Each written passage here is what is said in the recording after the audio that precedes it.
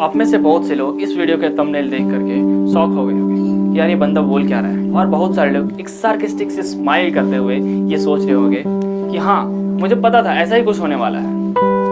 मगर दोस्तों, अगर आप यहाँ तक आ ही गए हो तो इस वीडियो में अंत तक बने रहिए, क्योंकि इस वीडियो में बहुत ही हाई क्वालिटी की कंटेंट है और इस वीडियो के अंत तक आपकी क्लैरिटी एक नेक्स्ट लेवल तक पहुँच जाएगी। तो बने रहिए हमारे साथ इस वीडियो में। और हाँ, आपको मैं ये बताना चाहूँगा कि मैं वीडियो के अंत तक भी अपनी ही बात पे अड़ा रहूँगा कि नेटवर्क मार्केटिंग भूल के भी मत करना।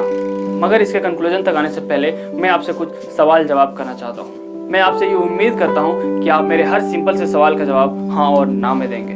अगर आप चाहें तो आप अपने आंसर को थोड़ा और डिस्क्रिप्टिव वे में बता सकते हैं। तो दोस्तों, मेरा पहला सवाल आपसे ये है कि हर साल इंडिया में 1 करोड़ से ज़्यादा स्टूडेंट्स ग्रेजुएट हो रहे हैं, लेकिन क्या प्राइवेट सेक्टर, कॉर्पोरेट सेक्टर या किसी और गवर्नमेंट ऑर्गेनाइजेशन, गवर्नमेंट सेक्टर में इतनी पोटेंशियल है कि हर साल वो 1 करोड़ जॉब क्रिएट कर सके?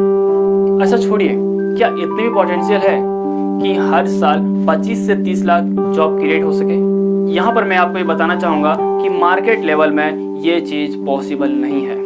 गवर्नमेंट सेक्टर, प्राइवेट सेक्टर और अन्य किसी सेक्टर को 25 से 30 लाख भी जॉब क्रिएट करना हर साल मुश्किल, बहुत ही बड़ा मुश्किल का काम है और ऐसा मार्केट तौर पर पॉसिबल ही नहीं है।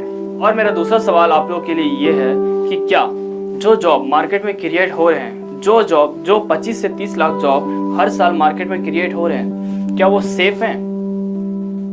क्या वो जॉब सिक्योर हैं आने वाले टाइम के लिए?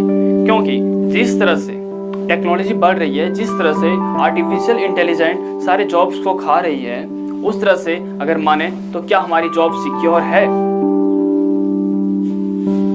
अब मैं आपको एक डाटा शेयर करना चाहूँगा। अमेरिका में अब तक 40 से 60% जॉब आर्टिफिशियल इंटेलिजेंस और कंप्यूटर खा चुका है और ये जल्द ही हमारे देश इंडिया में भी आने वाला है और आपको इसकी कुछ आहट दिख भी रही होगी। तो क्या ये मानना गलत होगा कि आने वाले टाइम में सिक्योर और सेफ जॉब खत्म होने वाली है?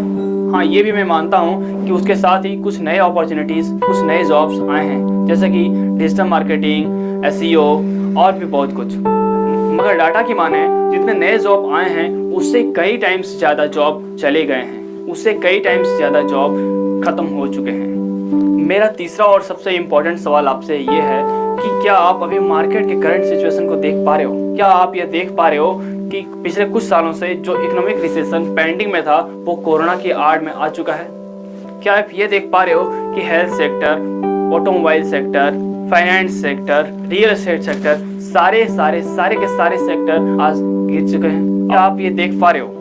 ये सिर्फ इंडिया के ही नहीं, वर्ल्ड लेवल पे ये रिसेशन आ चुका है। और मेरा जो चौथा सवाल है आप लोगों के लिए वो ये है कि क्या आपको पता है इंडिया वर्ल्ड में सबसे यंगेस्ट कंट्री है, पूरे वर्ल्ड में सबसे यंगेस्ट कंट्री है? क्या आपको ये पता है इंडिया की 30% जनसंख्या 14 से 30 साल की उम्र की है और हमारी वर्किंग क्लास की पॉपुलेशन 60% है और यूथ में पोटेंशियल ज़्यादा होता है, जो इंथुसियाज्म ज़्यादा होता है और यूथ में जितनी पोटेंशियल है, जितना उनके कैपेसिटी है काम करने की, क्या आपको ऐसा लगता है कि मार्केट में इतने अपॉर्चुनिटी हैं? ये मेरा सवाल है आप लोगों से, यस और नो। क्या आपको ऐसा लगता है कि इंडिया के अंदर जो पोटेंशियल है, इंडिया के यूथ में जो पोटेंशियल है, अगर उसको सही प्लेटफॉर्म मिल जाए, अगर उसको सही जगह मिल जाए, सही इन्वायरमेंट मिल जाए, सही डायरेक्शन मिल जाए, तो क्या वो धमाल मचा सकते हैं? क्या आपको ऐसा लगता है, यस और नो? मेरे सारे सवाल का ना सवाल लिखना और उसके आगे जवाब लिखना आप, ताकि ये क्लियर हो सके कि आपने किस सवालों के क्या जवाब दिए हैं। आपको मेरे सारे सवालों के जवाब देते देते ये खुद आइडिया हो जाएगा कि आपको नेटवर्क मार्केटिंग करनी चाहिए या नहीं। अब मैं आपको नेटवर्क मार्केटिंग के थोड़े से साइट बताता हूँ जहाँ पे सारी कंपनियां बंद हो रही है। उस टाइम फिक्की की रिपोर्ट, फिक्की KPMG जो गवर्नमेंट का आंकड़ा है, उसके हिसाब से नेटवर्क मार्केटिंग इंडस्ट्री 2025 तक 64,500 मार्केट कैपिटलाइजेशन से भी ज़्यादा हो जाएगी। अभी इसका मार्केट कैपिटलाइजेशन 7,500 करोड़ से भी ज़्यादा है।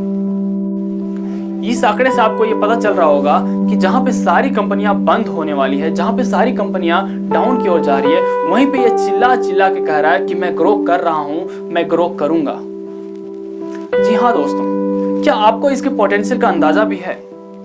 क्या आपको ऐसा नहीं लगता कि आखिर क्या बात है नेटवर्क मार्केटिंग में कि ये इस कोरोना वायरस के इफेक्ट से भी प्रभावित नहीं हुई, कोरोना पीरियड में भी ग्रो कर रही है? क्या आपको नहीं लगता कि जिस टाइम सारी कंपनियां बंद हो रही है, आपको इस वक्त नेटवर्क मार्केटिंग को समझ लेना चाहिए, इस इंडस्ट्री को समझ लेना चाहिए, इसके पोटेंशियल को समझ लेना चाहिए?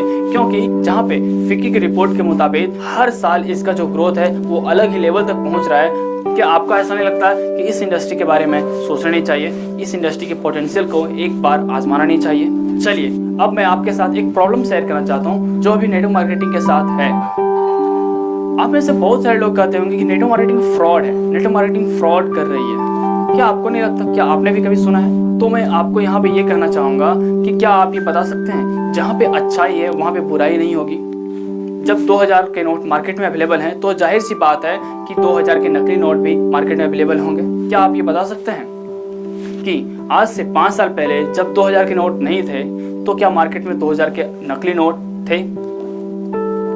अगर नेटवर्क मार्केटिंग में फ्रॉड की बात करें, किसी एक दो फ्रॉड की वजह से हम पूरी इंडस्ट्री को बदनाम नहीं कर सकते। अगर ऐसा होता तो कौन से ऐसे सेक्टर है जहां पे फ्रॉड नहीं हुए हैं?